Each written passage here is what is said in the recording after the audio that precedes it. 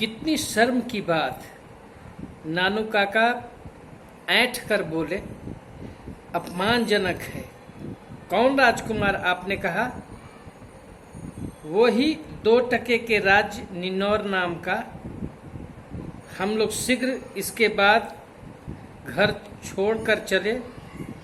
नानू काका ने फिर से वादा किया कि वे बूढ़े एचबी को लिख देंगे उसी दिन।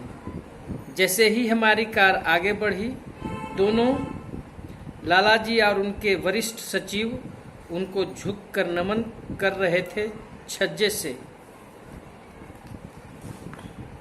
नानू काका विचित्र रूप से चुप्पी धारण किए हुए थे।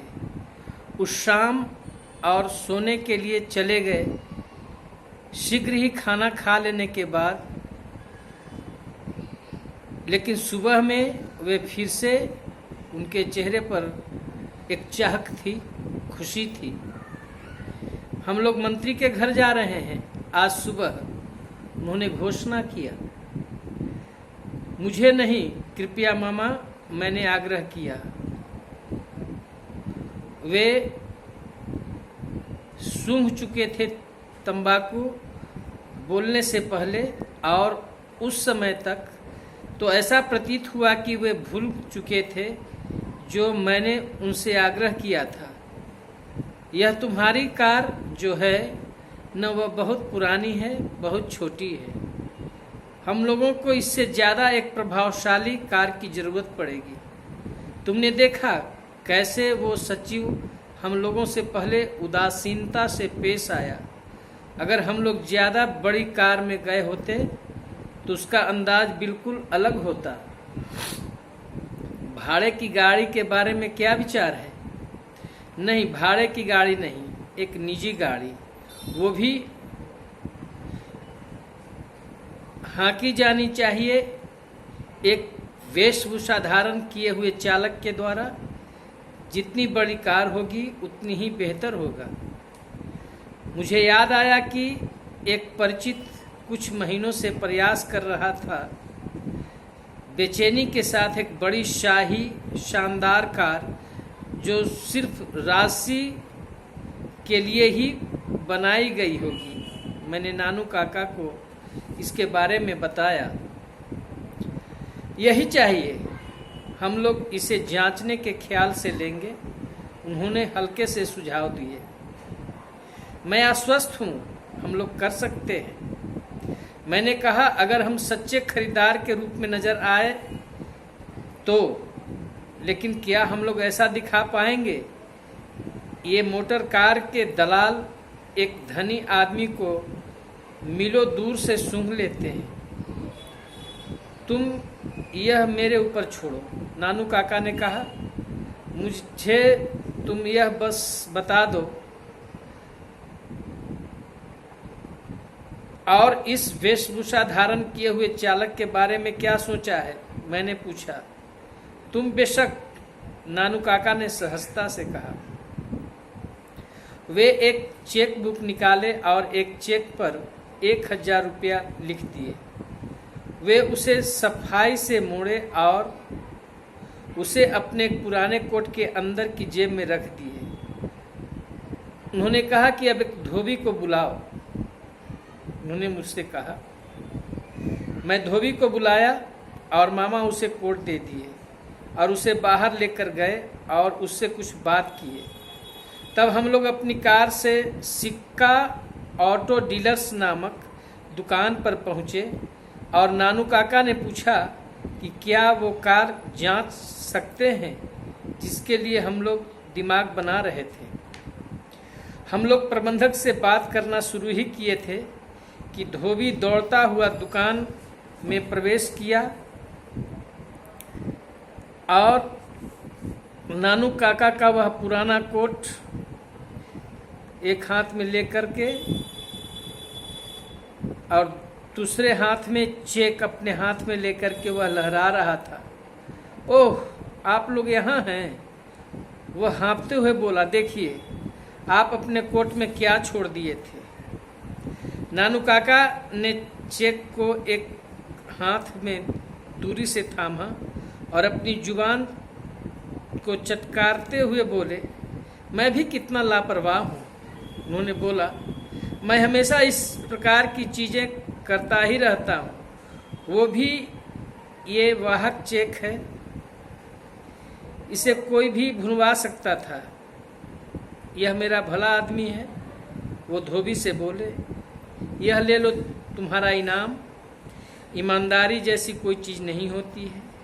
और वो उसे 2 रुपये का नोट निकाल कर दिए और उसकी पीठ को थपथपाया।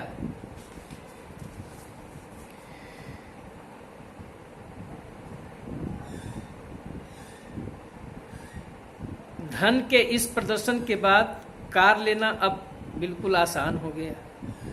मैं हाँक रहा था। पहने हुए था मैं अपना सफ़ेद जोधपुरी कोट और नारंगी रंग की पगड़ी, और नानू काका बिल्कुल शाही अंदाज में बैठे हुए पीछे की सीट पर दिख रहे थे। हर कोने से जो वे देखना चाहते थे, एक राजघराने के पुरोहित जैसा। हम लोग गाड़ी से मंत्री के घर पहुंचे और नौकर लोग और सचिव नानू काका के इर्द गिर्द फुसफुसाने लगे। नानू काका जो इंतजार कर रहे थे, अपने जो उनका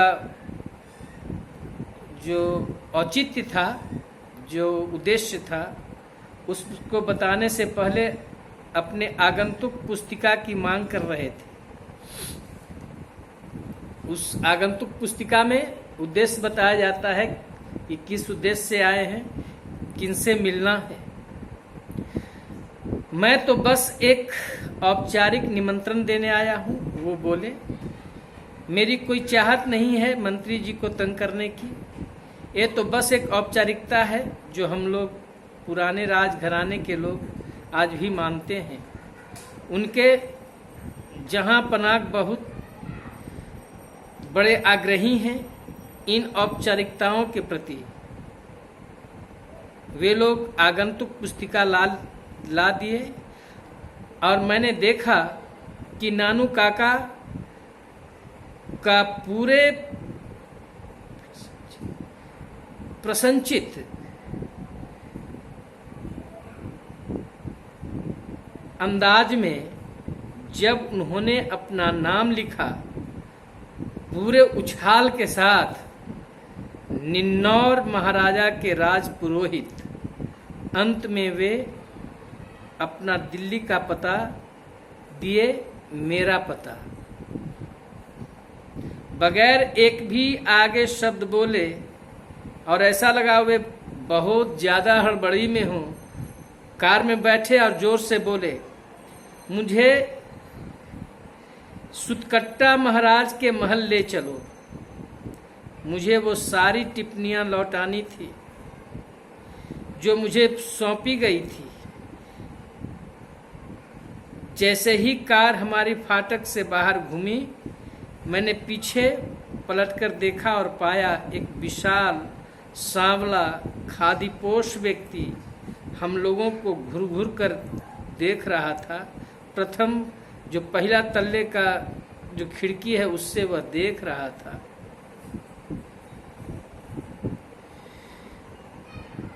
अभी तुरंत हम लोग चाय पीना समाप्ति किए थे और हम लोग घर खोलकर उस बिल्ली के बच्चे को बाहर निकालने का प्रयास कर ही रहे थे जो जमीन को गिल्ली कर दी थी। और सफ़ेद त्रिकोण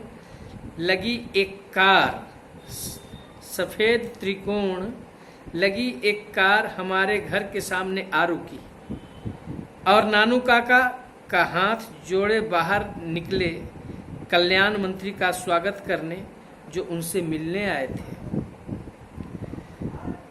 नानू काका कल चले गए, उनका अभियान पूरा हुआ। मुझे तो पता भी नहीं चला कि आखिर वो क्या बात थी कि वे एक मंत्री से मिलना चाहते थे। यह भी मैं सोचता हूँ कि क्या होगा जब मंत्री जी को यह पता लगेगा कि मेरे मामा कभी निन्नौर नाम की जगह के 100 मील इर्द गिर्द कहीं भटके हैं। जो निन्नौर नाम की जगह जो 100 मील इर्द गिर्द भी नहीं कहीं गए हैं। हालांकि मैं अब पूर्ण रूप से समझ चुका हूँ कि नानू काका का उस परिस्थिति से भी निपट लेंगे, और उन्होंने अंगोछे में न तो एक सल पड़ी, मतलब एक भी फोल्ड नहीं हुआ था, ना ही अपने कंधे से थोड़ी सी खिसकाए, जो अंगोछा जो था अपने कंधे पर, न उसमें सिलवट पड़ी, बिल्कुल जैसे था वैसा ही रहा। लेकिन जब तक वे ये सब घटता है, भविष्य में क्या होगा, फिर कल्याण मंत्री यहाँ आवेंगे, पूछेंगे, तो मैं चाहता हूँ कि जब ये सारी घटनाएं हों तो मैं इस सारी घटनाओं के घटित होने से पहले मैं कहीं दूर चला जाऊं, मुझे इस घटना के क्रम में मैं शामिल न रहूं। इस तरह से आपका जो चैप्टर था ए पिंच ऑफ स्नफ समाप्त होता है। धन्यवाद।